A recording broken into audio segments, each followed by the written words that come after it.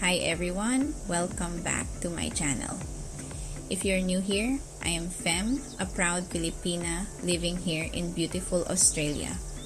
On this channel, I share my personal experiences, lessons, and tips about life abroad as a Filipina.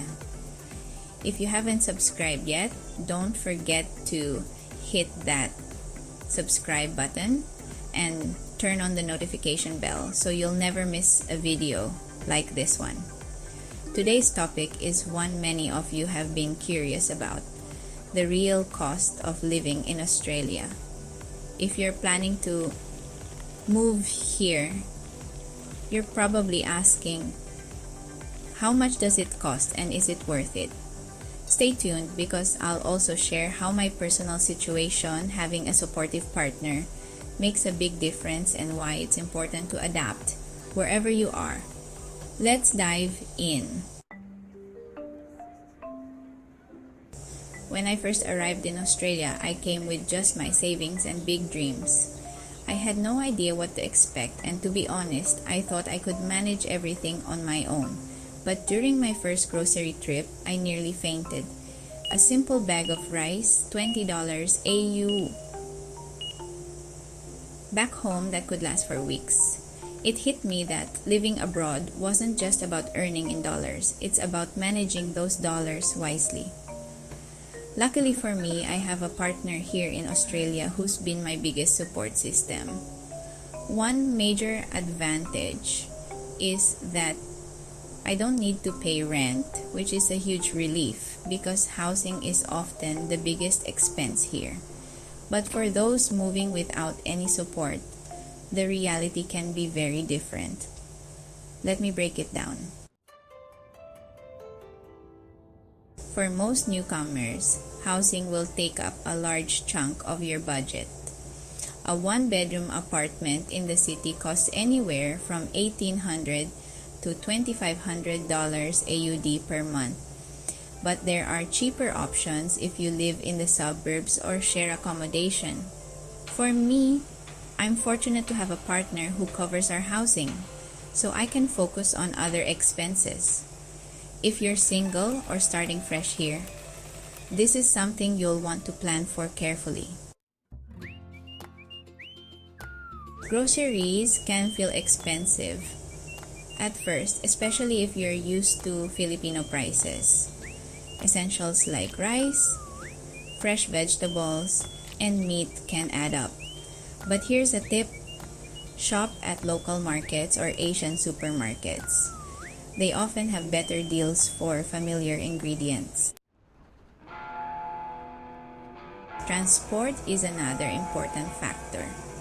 Public transportation here is reliable and safe, with monthly passes costing around 150 to 200 AUD. But here's the thing: having a car can actually save you a lot of time and make life easier, especially if you love exploring Australia's stunning countryside.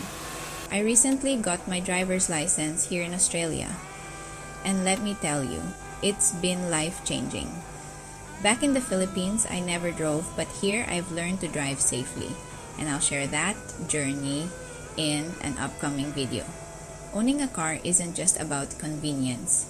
It opens up a world of opportunities to travel and enjoy the beautiful places this country has to offer. Healthcare is one of Australia's strengths. If you're on Medicare, many services are free or subsidized, which is such a relief compared to the unpredictable costs of healthcare back home in the Philippines. So, is it worth it? For me, absolutely yes. But here's what I've learned.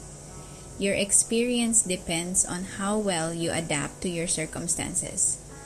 One of the most valuable lessons I've learned is that success abroad isn't about how much you earn, but how wisely you use it.